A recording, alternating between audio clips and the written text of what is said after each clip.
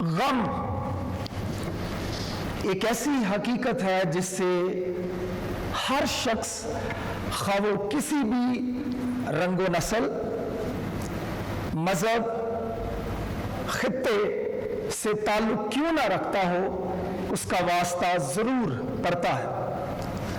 ہم اپنی روزمرہ زندگی میں طرح طرح کے غموں سے چھلنی ہوتے رہتے ہیں۔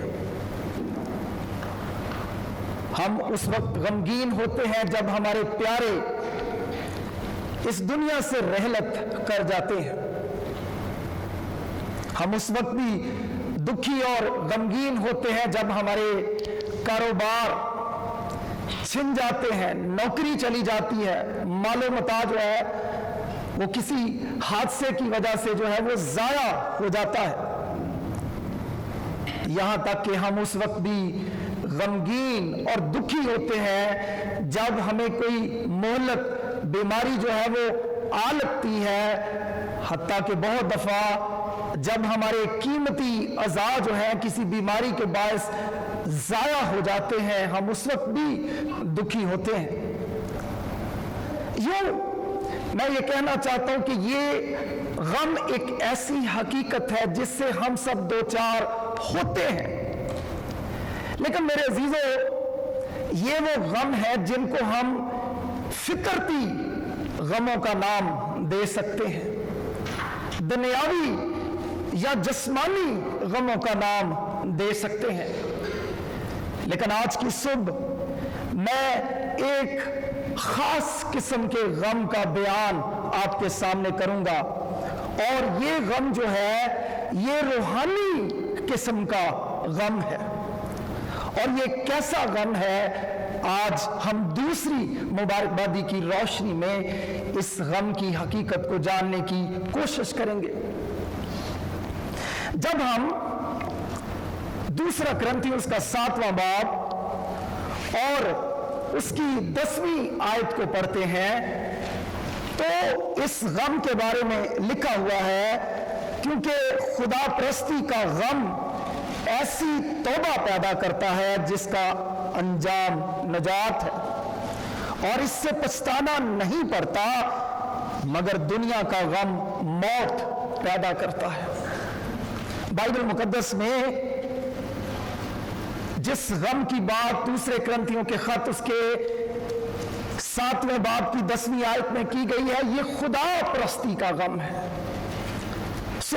در حقیقت خدا یسوع مسیح پہاڑی واس کے اندر جب مبارکبادیوں کا تذکرہ کرتے ہیں تو دوسری مبارکبادی میں جس غم کا تذکرہ کر رہے ہیں وہ جسمانی غم نہیں ہے، وہ دنیاوی غم نہیں ہے، وہ روحانی غم ہے، اور بائبل مقدس کے مطابق یہ خدا پرستی کا غم ہے۔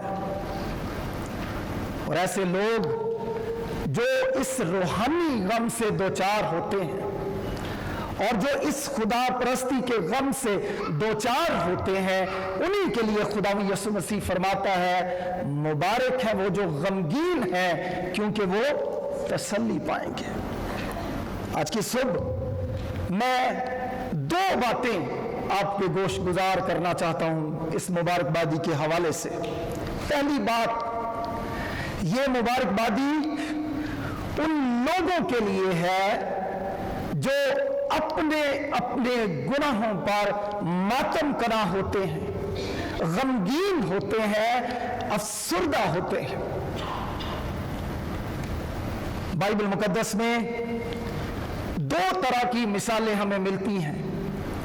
پہلے وہ لوگ ہیں جو انفرادی حیثیت میں اپنے گناہوں پر ماتم کرتے ہیں، افسردہ ہوتے ہیں، دکھی ہوتے ہیں، اور پھر دوسری مثالیں جو بائبل مقدس میں ہمیں ملتی ہیں کہ مقدسین لوگ جو ہیں وہ اجتماعی حیثیت میں بھی خدا کے سامنے اپنے اپنے گناہوں پر غمگین ہوتے ہیں۔ لہذا یہ مبارکبادی پہلا نقطہ میں یہ آپ کے گوش گزار کر رہا ہوں، جو اپنے اپنے گناہوں پر ماتم کنا ہوتے ہیں، خواہ انفرادی حیثیت میں خواہ اجتماعی حیثیت میں۔ آئیے بائبل مقدس سے چند ایک ایسی مثالوں پر غور کریں जो इनफरादी हैसियत में अपने अपने गुनाहों पर जो है वो मातम कना होते हुए नजर आते हैं। एक बहुत बड़ी मिसाल जो हमें बाइबल मुकद्दस से नजर आती है वो यसाया नबी की है। जब हम यसाया की किताब उसका 6वां बाब और उसकी 5वीं आयत को पढ़ते हैं, इस हवाले का सियाको सबाक ये है कि जिस साल उज़िया बादशाह ने वफात पाई है तो यसाया जो है वो बादशाह रब्बुल अफ़वाज को देखता है, उसकी कद्दूसियत को देखता है, वहां पर खड़े सराफीम और सराफीम को देखता है। और जब वो उसकी कद्दूसियत का प्रचार उन फरिश्तों के जरिए से सुनता है जो उसे कुद्दूस कुद्दूस कुद्दूस कहकर पुकारते हैं, तो यसाया अपनी गुनाह आलूदा हालत पर गमगीन होता है और 5वीं आयत में पुकार उठता है, तब मैं बोल उठा, मुझ पर अफसोस, मैं तो बर्बाद हुआ क्योंकि मेरे होंठ नापाक हैं और मैं निजसब लोगों में बसता हूं क्योंकि मेरी आंखों ने बादशाह रब्बुल अफ़वाज को देखा। अगर आप यसाया की किताब के पहले 5 अबवाब का बगौर जायजा लेंगे तो वो अपने सामईन पर बार बार अफसोस करता है, उन पर अफसोस, उन पर अफसोस, उन पर अफसोस। लेकिन जब वो खुदा की हजूरी में जाता है, जब खुदावंद की कद्दूसियत का, उसकी होलीनेस का, उसकी पाकीज़गी का खुद तजर्बा करता है, तो वो क्या पुकार उठता है, मुझ पर अफसोस। यही नहीं बल्कि दाऊद भी जब उसने बत्सबा के साथ ज़ना किया, हित्ती उरिया को उसने कत्ल करवा दिया, जब नातन नबी उसके पास जाता है, उसका सामना करता है, उसको उसके गुनाह का एहसास दिलाता है और वो अपने अफसोस का इजहार करने के लिए, अपने मातम का इजहार करने के लिए, खुदावंद के सामने मातम कना होने के लिए ज़बूर 51 लिखता है और हम गाते हैं, फजल डाल आए रब बख्श गुनाह सब मेरे, क्यों जो सब बुराई अपनी मैं मन लैंदा, मेरा जो गुनाह है मेरे अगे रहंदा। इस हवाले के अंदर हमें दाऊद जो है वो अपने गुनाह पर मातम कना, अफसुर्दा, गमगीन होता हुआ दिखाई देता है।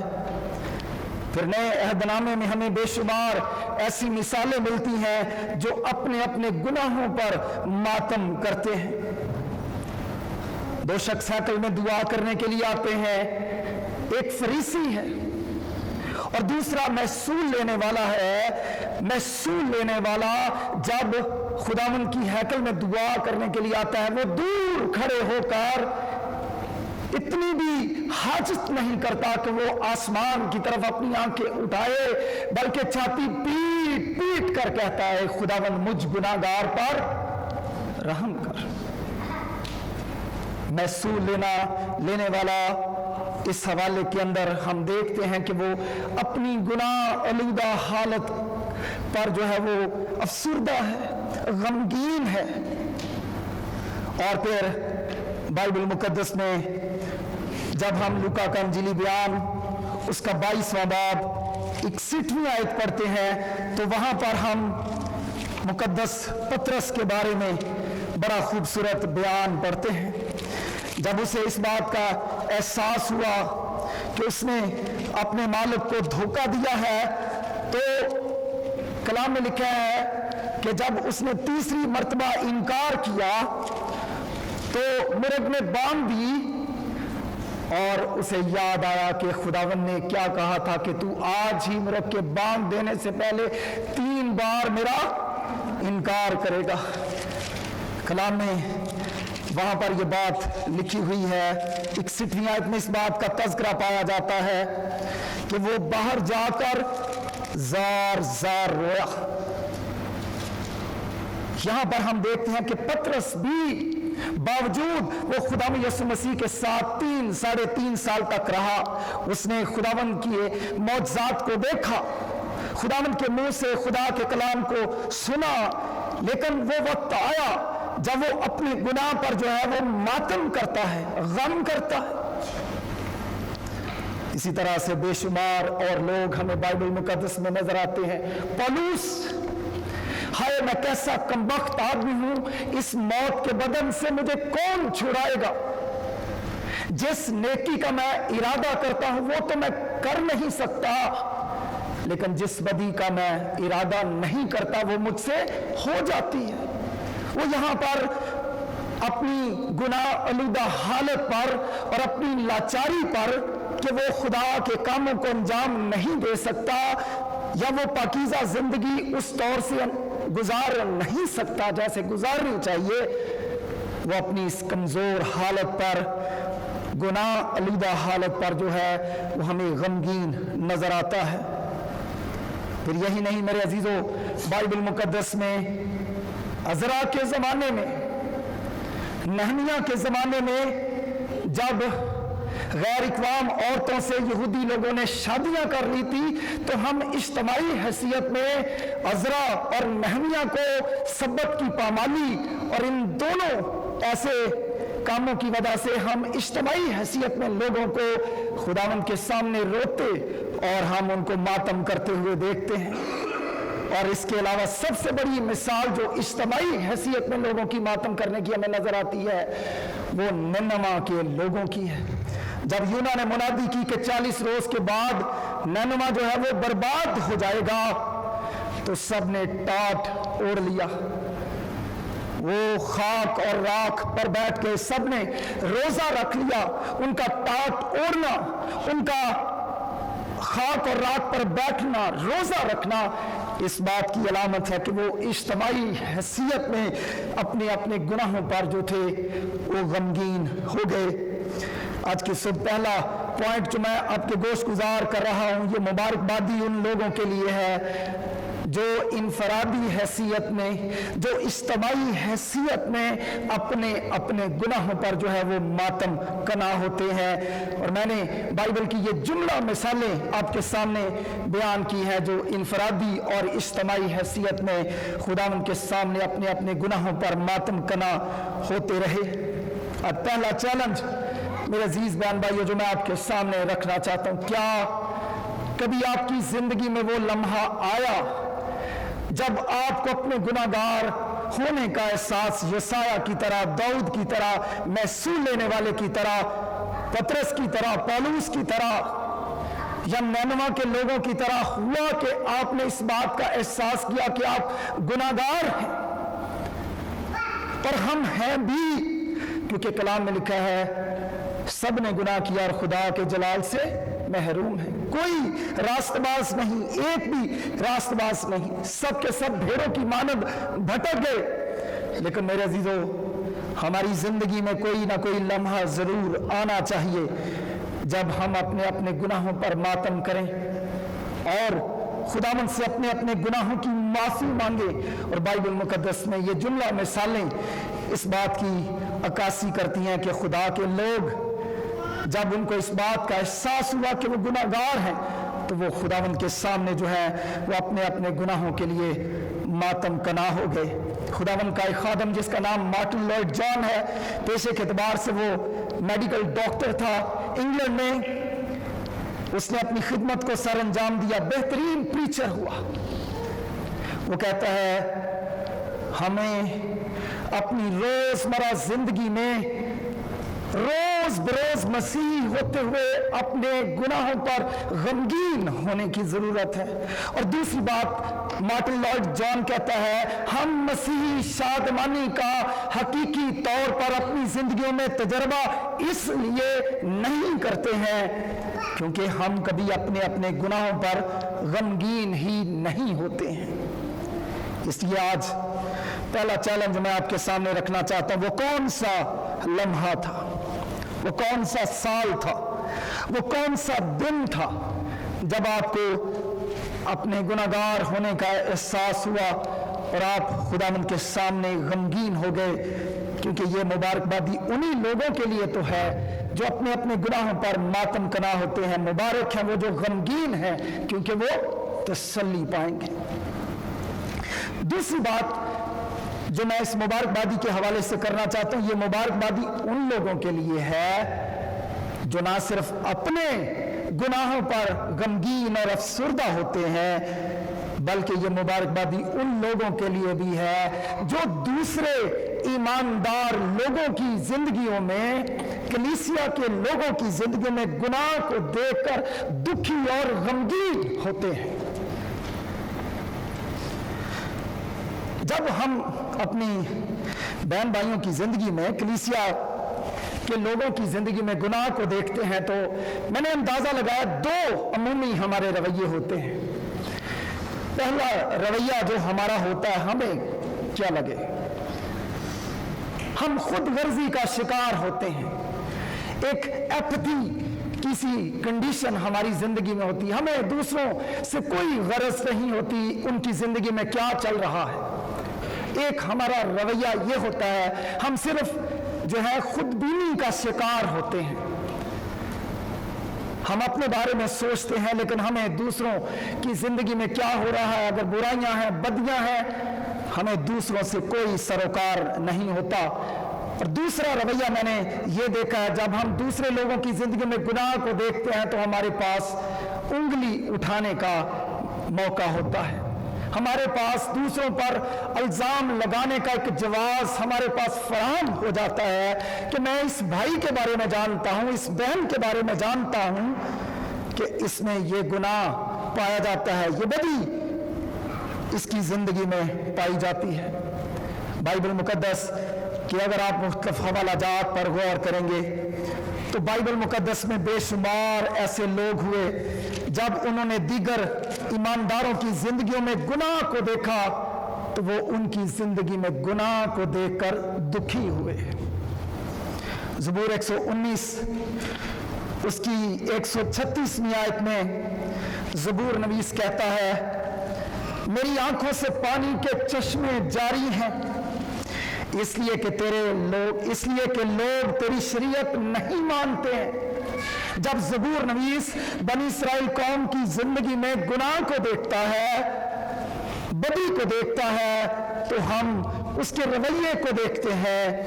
और यहां पर लिखा है, मेरी आंखों से पानी के चश्मे जारी हैं इसलिए कि लोग तेरी शरीयत को नहीं मानते हैं। वो उनके लिए आंसू बहा रहा है, उनके लिए मातम कर रहा है।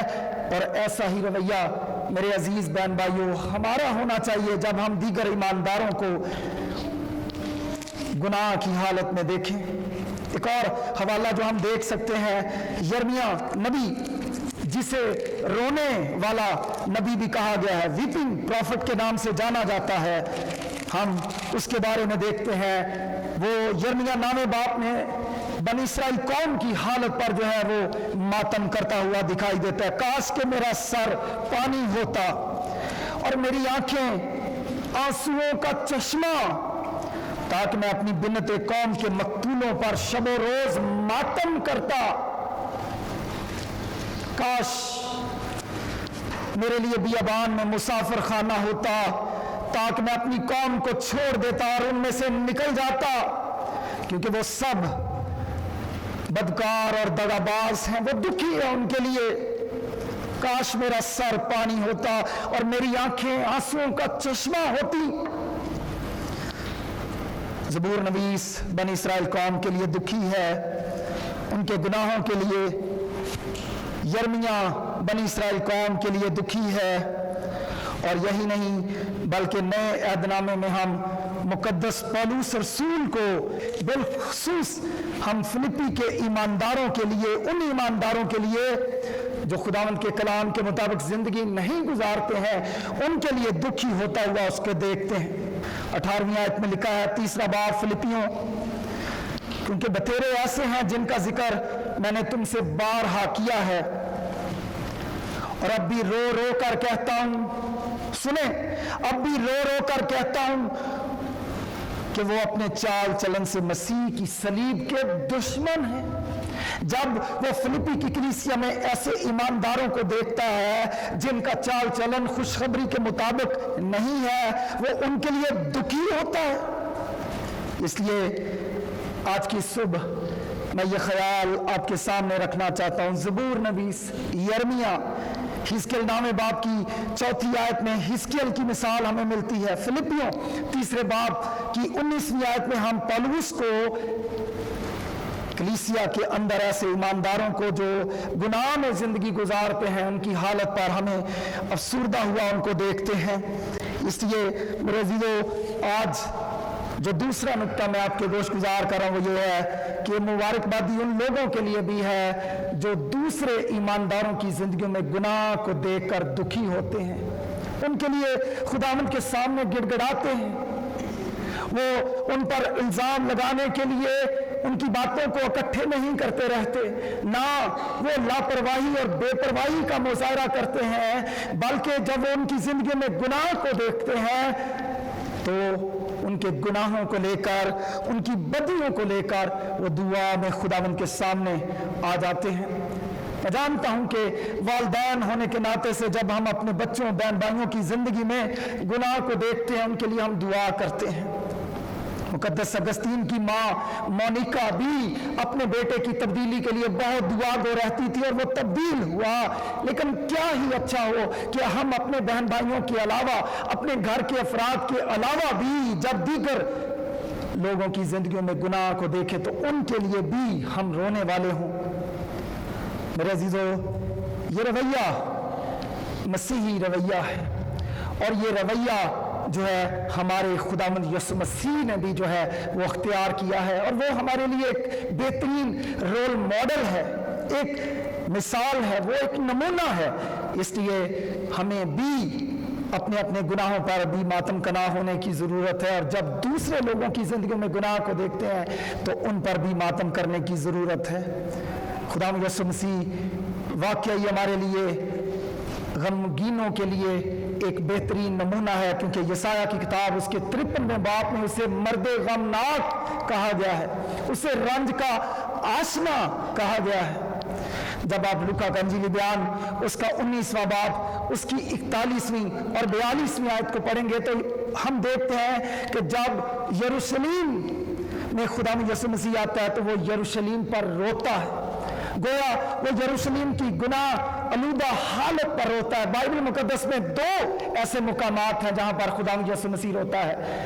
پہلا وہ مقام جب وہ یروشلیم پر روتا ہے، اور دوسرا وہ مقام جب وہ لازر کی موت پر جو ہے وہ روتا ہے. بہت سارے علماء یہ بات کہتے ہیں کہ خداوند یسوع مسیح لازر کی موت کے لیے نہیں رو رہا تھا.